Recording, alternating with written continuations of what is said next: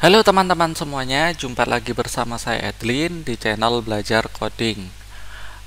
Di video ini saya akan melanjutkan dari video sebelumnya, tutorial database untuk pemula, part 2, pengenalan MySQL. Untuk video ini tentang pengenalan DDL ya. Apa itu DDL? Kita buka notepad aja dulu ya. Notepad DDL ini singkatan dari Data Definition Language. Dan DDL ini bagian dari SQL ya.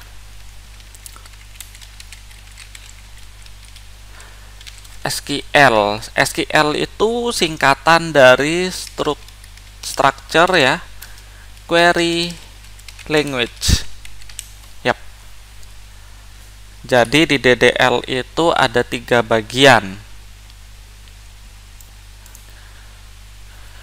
yang dipakai untuk mendefinisikan data dan objek database. Jadi perintah-perintahnya perintah DDL. Jadi perintahnya itu ada yang namanya create,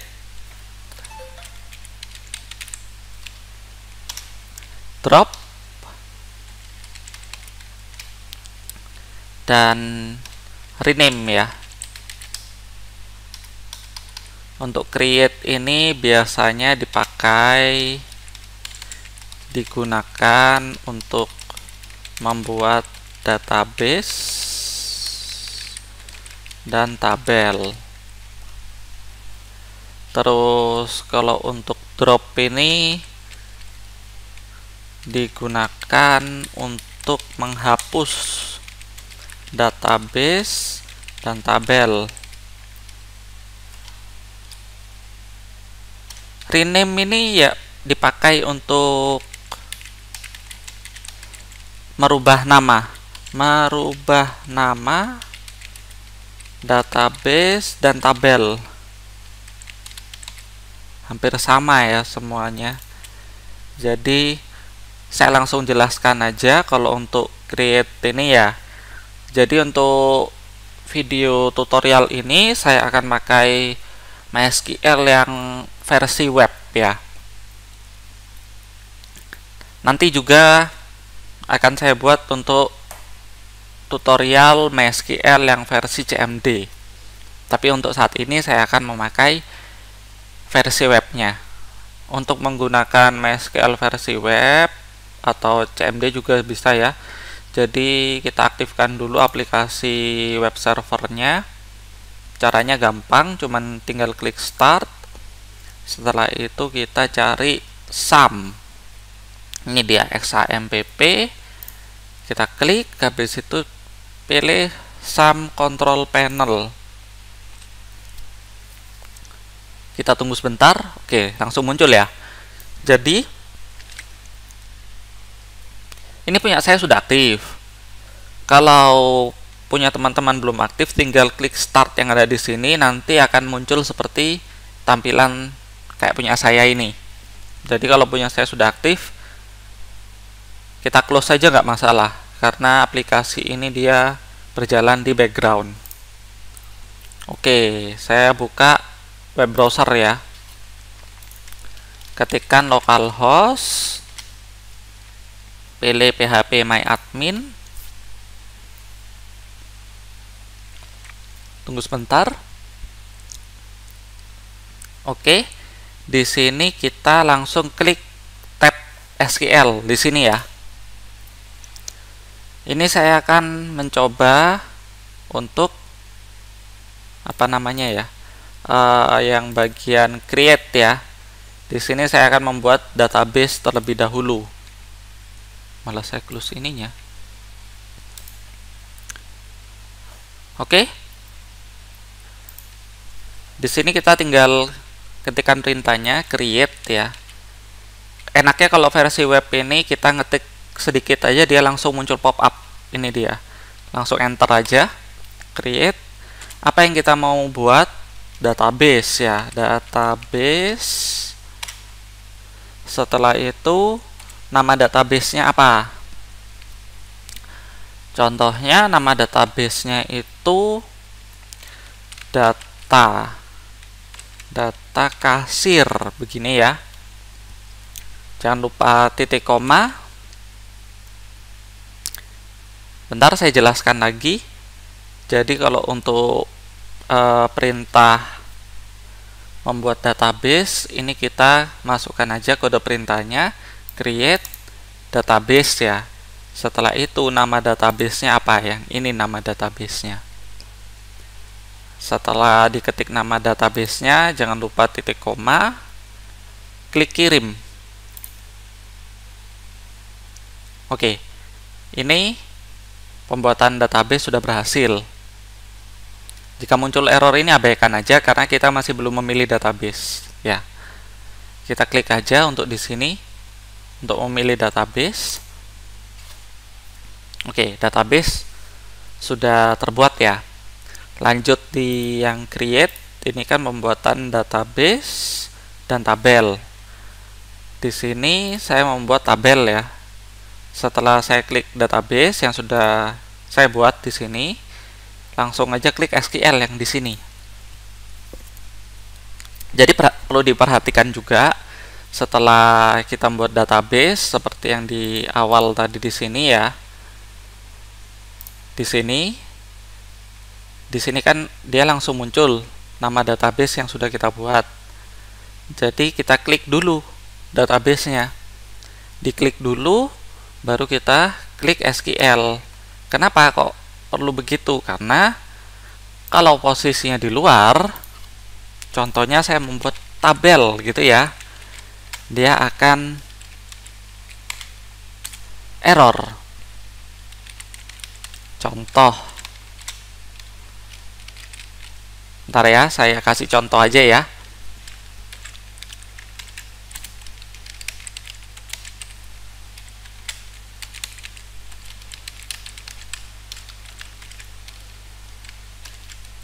Ini saya contohkan begini, dia akan error. Kenapa? Karena belum ada database yang terpilih. Jadi untuk pembuatan tabel kita nggak bisa di luar begini. Jadi perlu dibuka dulu databasenya yang sudah dibuat. Kita tinggal klik SQL. Mari kita buat tabelnya. Contoh saya membuat tabel ini create ya. Sama seperti perintah yang pertama membuat database. Ini saya ketik perintah create. Apa yang kita buat? Tabel ya, tabel. Nama tabelnya apa? Barang. Setelah itu buka kurung di sini, kita enter. Pindah ke bawah ya. Di sini kita buat namanya kode barang. Kode barang. Setelah nama feed dilanjuti dengan tipe data. Tipe data ya. Tipe data varchar untuk string ya. Kode barang kita masukkan 10. Setelah itu indeksnya kita memakai indeks di kode barang. Jadi di sini ketikkan primary key. Ini sudah selesai, kita klik koma, enter. Ini lanjut ke nama barang ya, nama barang. Setelah itu, nama barang tipe datanya varchar juga ya, varchar. Saya kasih 100 karakter. Ini langsung aja koma, enter ya. Nama barang, harga beli. Oh ya, untuk nama feed itu usahakan memakai underscore ya. Kalau namanya ada dua kata, seperti harga beli, seperti nama barang. Kenapa kok kita perlu memberikan yang namanya underscore, karena pada saat kita memanggil feed atau tabel di perintah SQL, dia akan error untuk nama yang ada dua kata gitu. Jadi kita buat jadi satu kata untuk mengantisipasi error. Ini nama harga beli ya, harga beli. Ini tipe datanya untuk number ya, jadi int ini sebenarnya nggak perlu nambahin apa ya, nggak perlu nambahin jumlah karakter, jadi langsung saja bisa ini langsung koma ya, harga beli, harga jual, int ini cukup ya. Terakhir harga jual, langsung kita tutup kurung.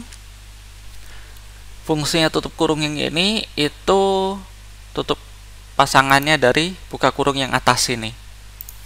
Setelah itu jangan lupa titik koma. Coba kita klik kirim. Oke, pembuatan SQL berhasil ya. Pembuatan tabel, sorry. Pembuatan tabel berhasil. Coba kita klik di database. Ini aja sudah muncul ya, nah barang ya.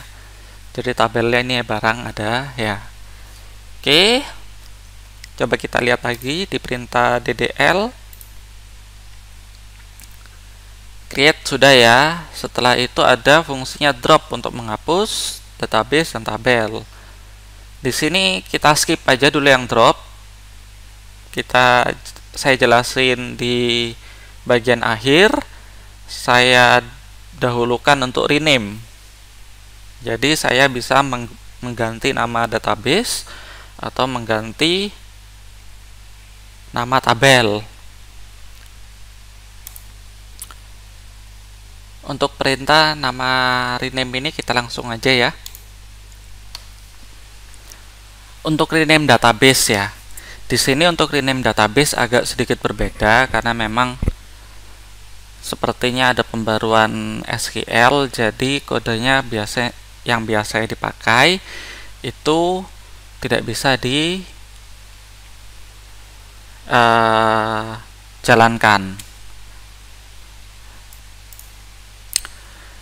Jadi kalau untuk penggantian nama database, kita tinggal klik database-nya.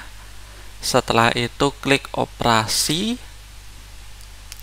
Dan di sini ada nama, ada teks, ubah basis data menjadi. Nah, ini dia.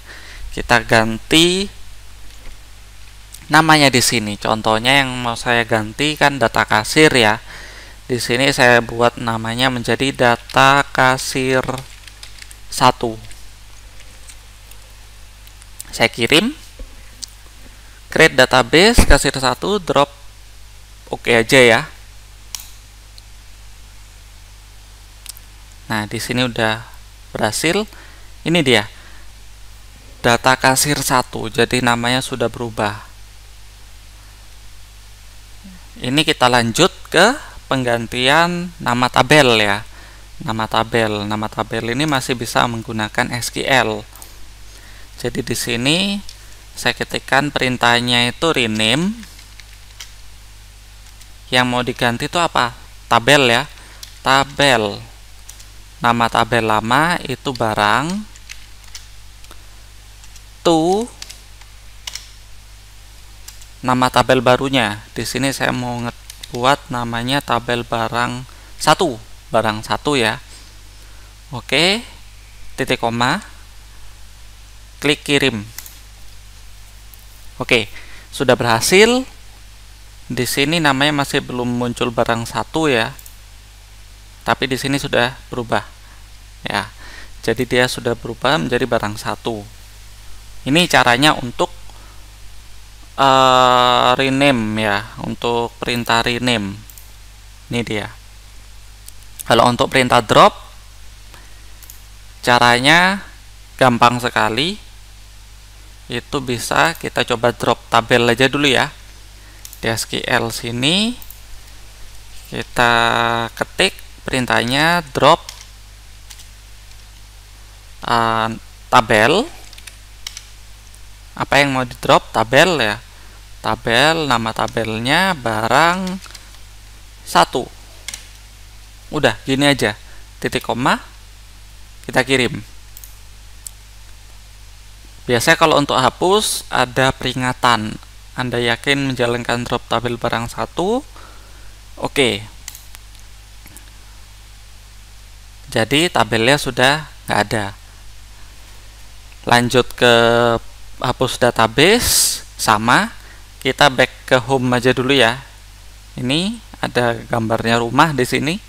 Klik di sini. Setelah itu klik SQL. Kita ketik aja di sini perintahnya drop. Apa yang mau dihapus? Database. Nama databasenya data kasir 1. Titik koma.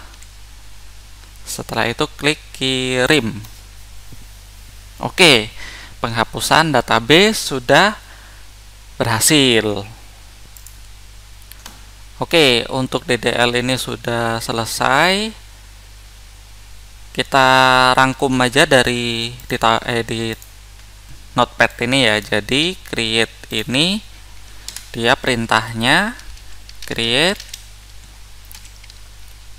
untuk database ya, create database.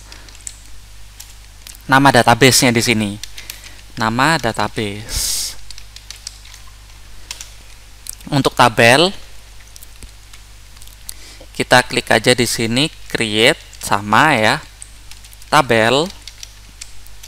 Di sini nama tabel. Begitu juga dengan drop ya. Drop database, nama database.